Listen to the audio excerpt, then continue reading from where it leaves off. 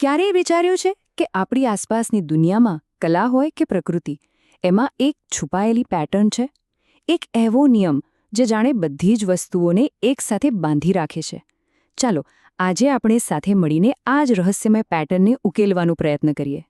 જરા આ ભવ્ય ઇમારત પર નજર નાખો. જુઓ તો ખરા, એમાં કેવું અદ્ભુત સંતુલન છે. એમ જ લાગે ને, જાણે કે બરાબર વચ્ચે એક અરીસો ગોઠવી દીધો હોય અને એક બાજુ બીજી બાજુનું એકદમ પરફેક્ટ પ્રતિબિંબ હોય. અને આ વાત ખાલી જૂની ઇમારતોની નથી. જુઓ આ આધુનિક કારને, અહીં પણ એ જ વાત છે. એનો એક ભાગ બીજા ભાગનું બરાબર પ્રતિબિંબ છે, ખરું ને? અને એટલે જ એ આપણને આટલી સુંદર અને સંતુલિત લાગે છે.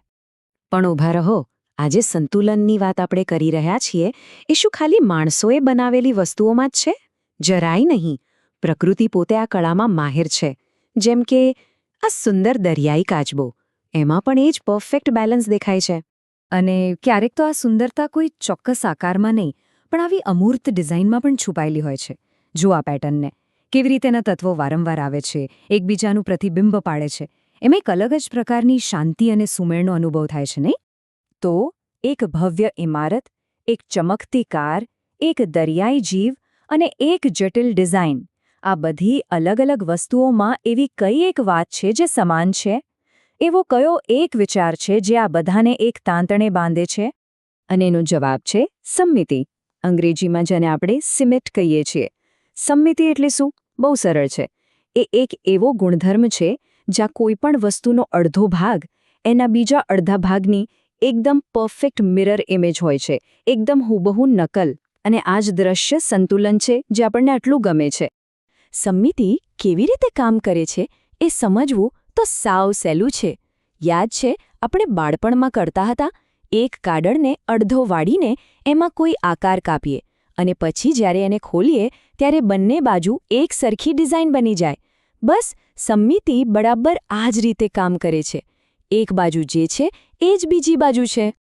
ચાલો તો હવે સમમિતિના એક સૌથી સામાન્ય પ્રકાર વિશે વાત કરીએ.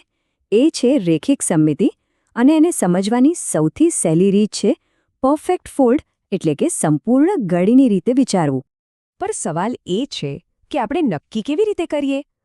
કોઈ આકારમાં આ અરીસા જેવી ખાસિયત છે કે નહીં એ ચકાસવાની કોઈ રીત ખરી? હા, બિલકુલ છે. અને એને કહેવાય છે સમમિતિની રેખા અથવા તો લાઇન ઓફ સિમેટ્રી. ચલો એકદમ સાદું ઉદાહરણ લઈએ. આ એમ અક્ષર. વિચારો કે જો આપણે એને બરાબર વચ્ચેથી આ તૂટક રેખા પરથી વાળી દઈએ તો શું થશે? બંને અડધા ભાગ એકબીજા પર એકદમ બરાબર ગોઠવાઈ જશે. તો આ જે રેખા છે એ જ છે એની સમમિતિની રેખા. ઓકે, તો આ તો થઈ અક્ષરની વાત. હવે જોઈએ કે આ જ નિયમ ભૌમિતિક આકારો પર અને ખાસ કરીને નિયમિત આકારો પર કેવી રીતે કામ કરે છે. અને અહીંયા તો એક બહુ જ મજાની પેટર્ન જોવા મળે છે. કોઈ પણ નિયમિત આકાર હોય તો એની જેટલી બાજુઓ હોય ને એટલી જ એની સમમિતિની રેખાઓ હોય છે. જેમ કે સમભુજ ત્રિકોણમાં 3 બાજુઓ તો 3 સમમિતિ રેખાઓ, ચોરસમાં 4 બાજુઓ તો 4 રેખાઓ, નિયમિત પંચકોણમાં 5 તો 5. છે ને ગણિતની સુંદરતા? પણ શું સમમિતિ એટલે હંમેશા અરીસા જેવું પ્રતિબિંબ જ? શું એ હંમેશા વાળવાની વાત જ હોય છે? ના, એવું બિલકુલ નથી. સમમિતિનો એક બીજો પણ પ્રકાર છે જે થોડો અલગ છે. એમાં વાળવાની નહીં પણ ફેરવવાની વાત છે. આ પવનચક્કીને જુઓ. જો આને આપણે વચ્ચેથી વાળવાની કોશિશ કરીએ તો બંને ભાગ એકબીજા પર બરાબર નહીં બેસે. એમાં લાઇન સિમેટ્રી નથી, પણ તેમ છતાં એને જોતા એક પ્રકારનું સંતુલન તો લાગે જ છે. તો પછી અહીંયા શું થઈ રહ્યું છે? આને જ કહેવાય છે પરિભ્રમણીય સમમિતિ અથવા તો રોટેશનલ સિમેટ્રી. અને આને શોધવા માટે આપણે વાળવાની કસોટી નહીં પણ ફેરવવાની કસોટી કરી શકીએ. કરવાનું શું? બસ 3 સ્ટેપ્સ છે. પહેલા આકારનું કેન્દ્ર શોધો, પછી એને એના કેન્દ્રની આસપાસ ફેરવો, અને ત્રીજું એ ગણો કે એક આખો ચક્કર પૂરું થાય એ પહેલાં એ કેટલી વાર એના મૂળ આકાર જેવો જ દેખાય છે. ચાલો આને સમજવા માટે એક ચોરસનું ઉદાહરણ લઈએ. ધારો કે આપણે એને એના કેન્દ્રમાંથી ફેરવવાનું શરૂ કરીએ. જેવો એ 90 ડિગ્રી ફરશે, જુઓ એ પાછો બિલકુલ પહેલા જેવો જ દેખાવા લાગ્યો.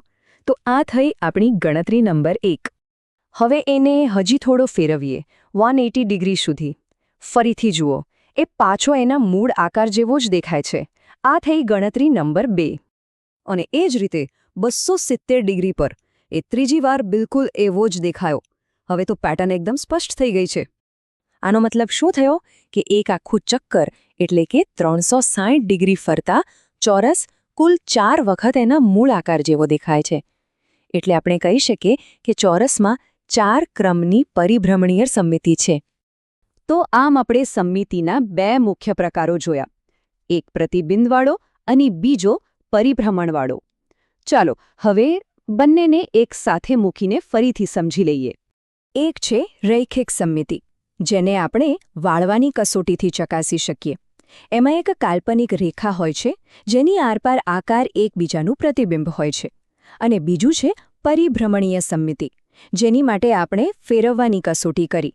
એમાં આકારને એના કેન્દ્રની આસપાસ ફેરવતા એ વારંવાર મૂળ જેવો દેખાય છે. બંનેના નિયમો અલગ છે, પણ બંનેનું કામ એક જ છે, સંતુલન અને સુમેળ બનાવવાનું. તો ચાલો હવે ગણિતની દુનિયામાંથી બહાર આવીને ફરી એકવાર આપણી આસપાસની દુનિયામાં જોઈએ કે આ બધું ક્યાં જોવા મળે છે. અને આ બંને પ્રકારની સમમિતિનું સૌથી શ્રેષ્ઠ ઉદાહરણ જોવું હોય તો એ છે આ સ્નોફ્લેક એટલે કે બરફનો કણ. પ્રકૃતિની આ એક અદ્ભુત કલાકારી છે. એમાં રૈખિક સમમિતિ પણ છે, કુલ 6 સમમિતિની રેખાઓ, અને એમાં 6 ક્રમની પરિભ્રમણીય સમમિતિ પણ છે. એક જ નાનકડા કણમાં બંને પ્રકારની સમમિતિ. આ બધું જોઈને મનમાં એક ઊંડો સવાલ થાય છે. શું સમમિતિ ખાલી ગણિતનો એક નિયમ છે કે પછી આ આખા બ્રહ્માંડનો સુંદરતા અને વ્યવસ્થા માટેનો કોઈ છુપાયેલો કોડ છે? એક એવી ભાષા જે આપણને ફૂલોમાં, તારાઓમાં અને આપણી પોતાની અંદર પણ જોવા મળે છે. હવે પછી જ્યારે પણ આસપાસ નજર કરો ત્યારે આ છુપાયેલી પેટર્નને શોધવાનો પ્રયત્ન જરૂર કરજો.